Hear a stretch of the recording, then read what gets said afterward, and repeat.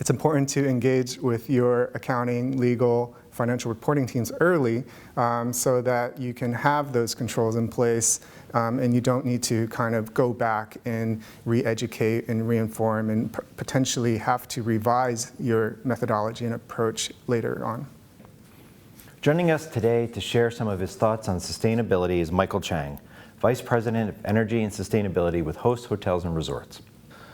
I understand that Host has prepared sustainability reports for some time now, but what are some of the lessons that you would tell companies that are just starting that process?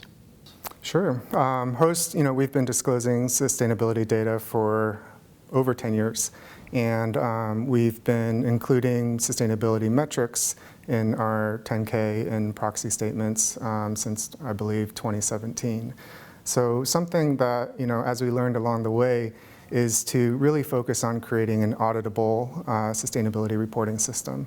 I think there's really three key areas to really focus on. Data management, obviously. It's important to create a consistent approach to gathering all of your sustainability-related data and showing that auditable trail. Second, another key consideration is developing an inventory methodology plan that aligns with your business strategy. That's especially important as you determine an appropriate boundary, baseline years, to kind of calculate your performance against metrics, and also when you engage in goal setting and driving your broader kind of reporting strategy as well as your program strategy. Third, engage with your internal teams early. As with many other early movers, Host kind of developed their processes a little bit in a silo when it came to sustainability reporting.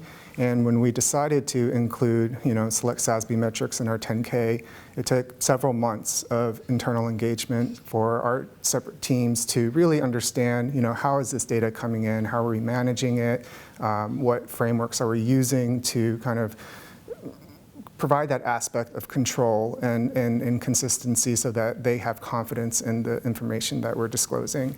Now, have Host sustainability disclosures made their way into filed or furnished documents with the SEC? Well, we currently include sustainability disclosure in our 10K filing as well as our proxy statement. In our 10K, we include select SASB metrics around energy and water. They do not have greenhouse gas as a material metric for the real estate industry, but I'm sure that's going to change pretty soon.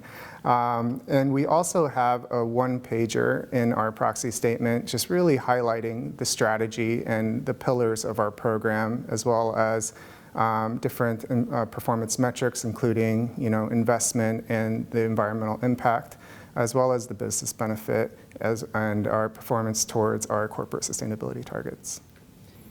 And what are the departments, whether it's legal, accounting, internal audit, have you worked with in preparing your sustainability disclosures?